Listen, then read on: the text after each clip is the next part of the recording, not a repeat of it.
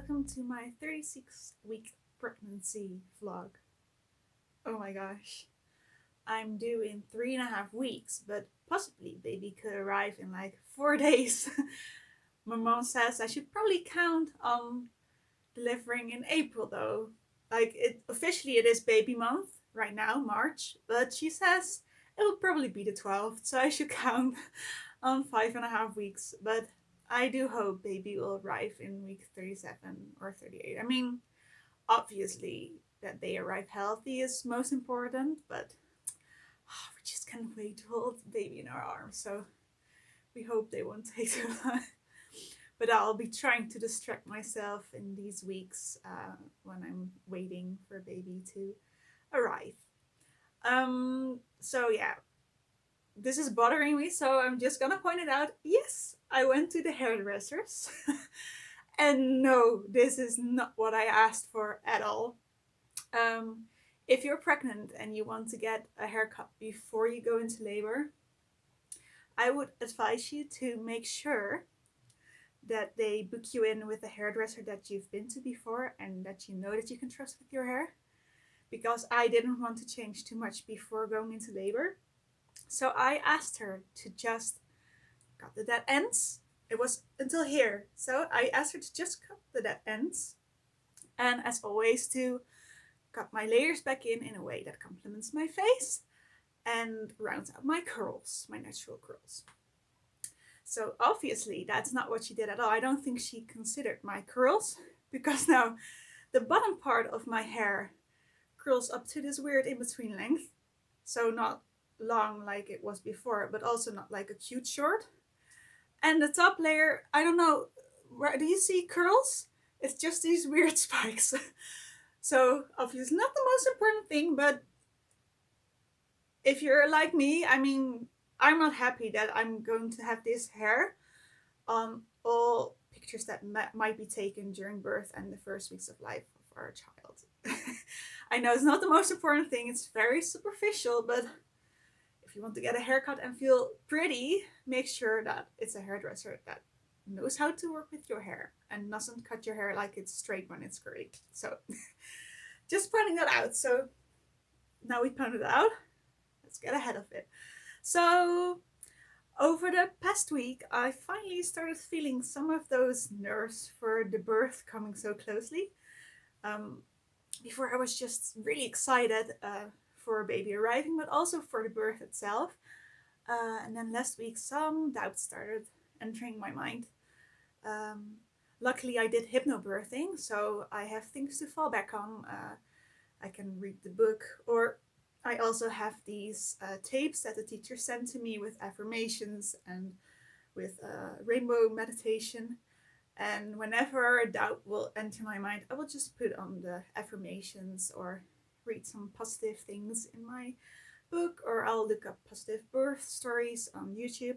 I could advise the birth videos made by Natasha Hans to you. I'll link her below. They're really nice. There's a lot of birth videos, but they're all just positive, so I'll link that. And of course, my husband is very supportive. He'll give me a pep talk and a hug, and within 5 or 10 minutes, I'll feel better. But it's just, it's getting so close, and then you still don't know if it's gonna be 4 days or 2 weeks or 3 or 5. So that's a bit nerve-wracking for me, at least. I'm a planner, so yeah, you just don't know how it will go. You can make your plans, you have your dream birth in your mind and write it all out, order a bath like we did, but you just don't know what's gonna happen.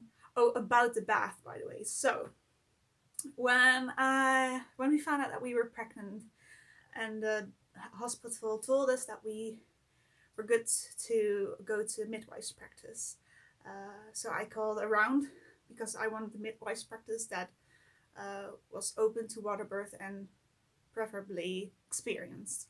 So I called the midwife's practice that we chose, and they were like, yeah, we are very open to bath births.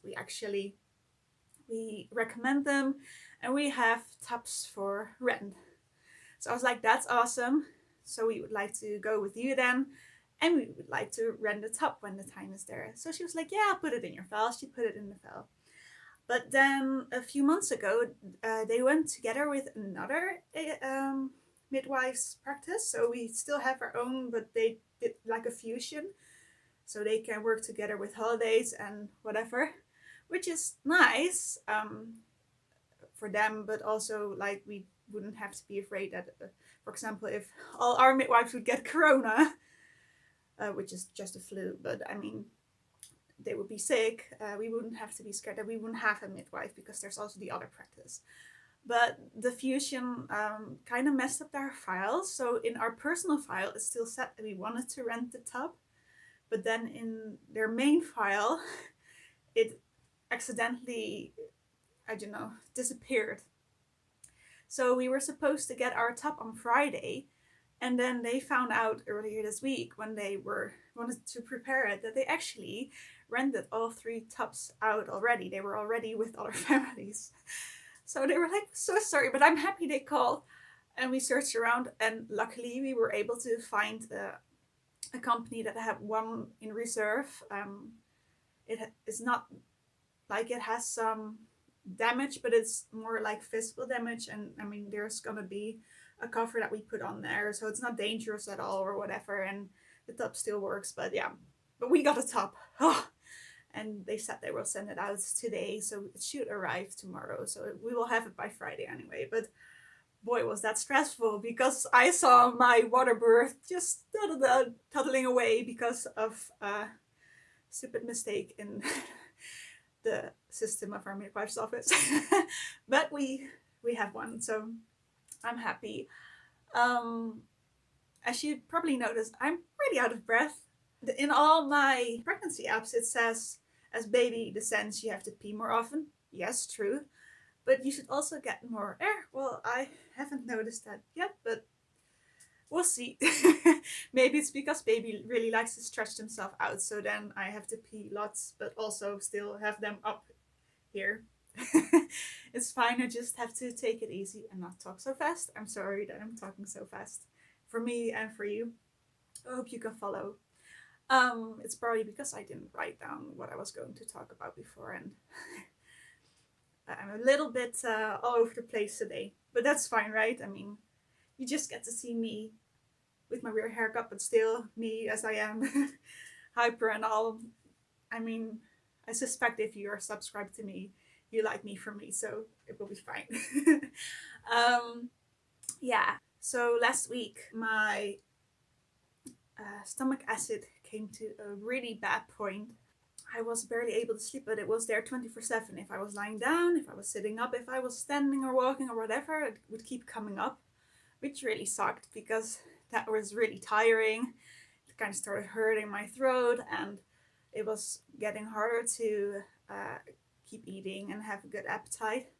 So then last Saturday, my husband was like, he convinced me to call the doctor on Monday to ask for medicine for that. Since we have to go to IVF especially, and then in the first period of my pregnancy, I also had so many migraines that I needed to take migraine pills every now and then.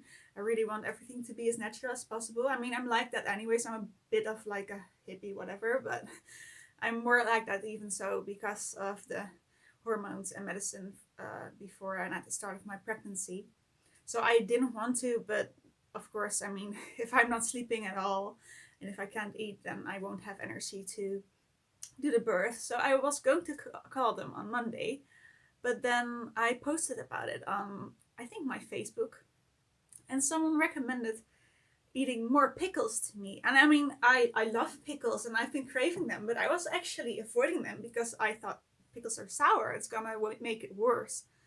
But she said that most people don't know it, but with a lot of pregnant women, their stomach acid is actually coming up because of a lack of sour things, because they are avoiding it because they don't want the stomach acid, but then it comes anyways because you need some sour in your diet.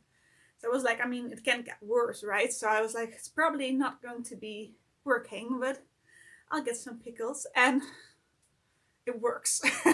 So a good tip, if you are pregnant and you are having a lot of trouble with burping of stomach acid, um, try eating pickles. And I mean, I love pickles, you might not, but it's worth trying, right? And also, ginger tea actually helps as well. I also started avoiding that. I mean, I know ginger is very good for you, but I thought it would be too sour too. But that actually is helping the stomach acid too. So I finally found two things that will help with that. So, two tips for me for you. Um, yes, I still get constipated. Yes, I fart. People keep asking me.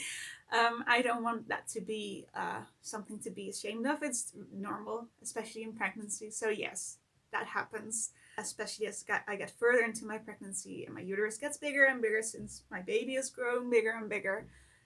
It gets kind of cramped up there. So, yes, I do get constipated. And yes, I do fart. When I turn around in bed, I'll either burp or fart. So sexy. Luckily, my husband doesn't mind it. He'll be like, "Good job. You must feel better now." And I'm like, "Yeah, I do." So yeah, we got most things covered. I forgot some things. We'll be covering those these next few days. I do still have to pack a hospital bag just in case.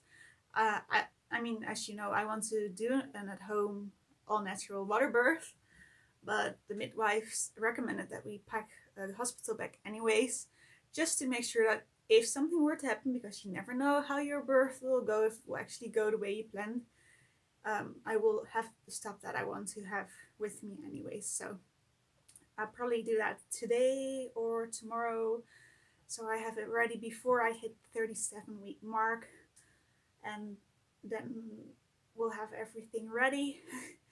I'm so ready for baby to be here, but it might still be 5 weeks or so. So we'll just have to see. In these Facebook groups I'm in for pregnant ladies that are supposed to deliver around March, there's so many babies being born. It makes me want to hold my little one even more. Some of them like to put their labor story in that. I skip that. That's a tip for me as well. It's something I learned in hypnobirthing. If you're pregnant, you should probably avoid negative birth stories and just look at the positive ones that you have at Natasha Hans's channel, for example. Because listening to and reading and watching bad birth stories will make you more nervous, will make your labor harder than it has to be. And if you focus on the positive ones, like, doesn't mean, I at first was like, but yeah, but you have to have a realistic view of birth, right? But she was like, but if you focus on the negative, it's gonna make it harder than it has to be. If you focus on the positive one in your breathing exercises and your affirmations, your birth is going to be so much better. So that's another tip from me. And I'm going to leave that at that. Oh, I do have to show you my tummy. Some of you are actually only watching this probably because you want to see my tummy. I know you. But I'll show you. I'm proud of it. So yeah. So let's put this to the back without throwing off my thing this time. This is with my dress on. My belly is really in the front right now. It's like pointy even. Oh, I'm wearing a vest. Okay, let's. Oh yeah, I'm also starting to waddle, by the way. I tried not to because it's not good for your hips, but since baby has descended, it's really hard not to. And then this is with my dress up. Look at the big baby tummy. My baby is so big in my tummy right now that a lot of the times my tummy will look weird, and you can actually see, like, you can't see the exact shapes, but you will see like a knee pointing out or whatever. It's kind of funny and a bit painful, but mostly funny.